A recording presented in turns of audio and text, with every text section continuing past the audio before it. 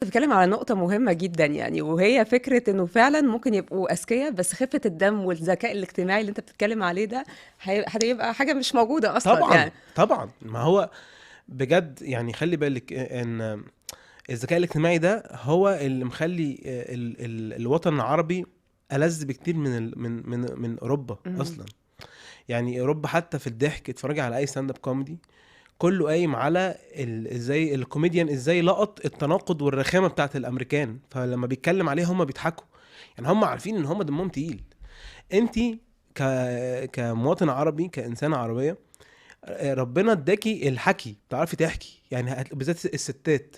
يعني بصي هتلاقي الست بتحكي لك اوكي. القصه 3 دي. يعني لو عايزه تقولي ان انا رحت قابلت شيماء على اول الشارع وراحت بصت لي بصه مش عجباني، وراحت مشيت فاتكلمت عليها فقلت لها، هتحكيها بالخطوه. يعني انا مشيت خطوتين وبصيت لها فلقيتها هتعمل لها كده، هتحكي القصه 3 دي.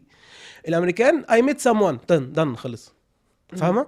فانت اوريدي الحكي والقصه في بقك كمواطن عربي.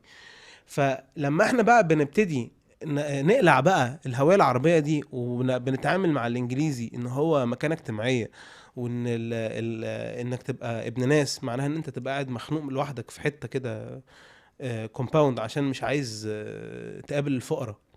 انا اسف يعني احنا بنقولها بمنتهى الصراحة، بس احنا طبعا صح. عندنا في كونسبت كده في الوطن العربي، مش بس في مصر، احنا عاملين بنهرب من الفقراء.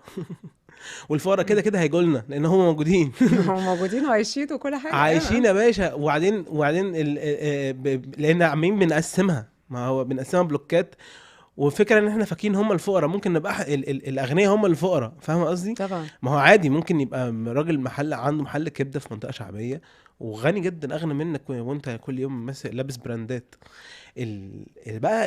فلما مثلا بتعمل كومباوند بقى بيعملوا لهم دلوقتي انترفيوز عشان لما تيجي تخش، عشان ممكن تبقى معاك فلوس بس انت هتبقى جربوع شويه فمش هتنفعنا.